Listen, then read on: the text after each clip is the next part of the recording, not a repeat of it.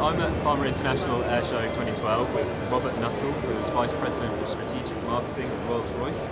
Robert, I wondered if you could tell us what your current strategy is at Rolls-Royce.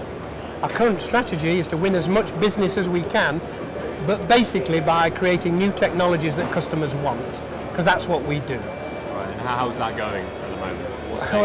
It's a 20-year program all the time. We're always looking 20 years ahead. We spend about $1.5 billion a year on R&T, and with that we can develop technology for products like the one you can see behind me, the Trent 1000 for the Boeing 787 Dreamliner. In terms of the Trent family and the Trent 1000 in particular, how is that program going? What stage are you at with that? Trent 1000 is going amazingly well. It entered service with ANA in Japan last October. We've now got 10 aircraft flying, all powered by the Trent 1000, and we've got a 99.9+% dispatch reliability, so incredibly reliable. We're absolutely over the moon with the performance. And what sort of new technology are you working on, if any? Well, a good example is if you look at the fan behind me is made of titanium. It's world-class in efficiency and durability, but we're now looking at turning that into a composite fan blade. So we're researching and developing those blades, and in fact we've started testing them on engines with all the normal sorts of bird strike testing and fan blade off testing. So it's an exciting time. And what are your plans for the future in terms of the program, and what sort of level of interest are you seeing from customers? For this program, for the 787, we're seeing lots of interest. I mean, we've won 8 out of the last 9 competitions for this aircraft, so the engine's performing well and customers are seeing it perform well. But beyond this engine, we are developing the Trent XWB, the bigger brother of this engine, for the Airbus A350.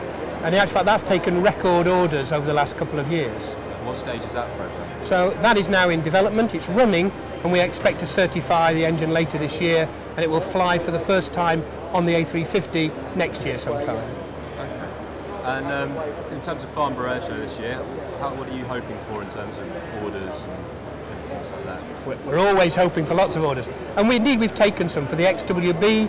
Cathay Pacific have ordered some A350s, so obviously they're going to take our engine. But from this sort of airshow, we really expect to build relationships with customers rather than take orders. I don't believe airlines come along with their checkbooks to an airshow, but it's a great opportunity to meet the industry and to build relationships for the future. And finally, I was going to ask you, I'm not sure if you can talk about this or not, but obviously Rolls-Royce is selling their share of IAE to Pratt & Whitney. I wondered if you could tell us anything about that, how that's going, or the reasons behind that decision. Right, so we've restructured the IAE consortium, so we have sold our share to Pratt & Whitney, although we still make all the components we used to make, and we will still assemble half the engines, but no longer as a risk-sharing partner in IAE, and that closed a couple of weeks ago.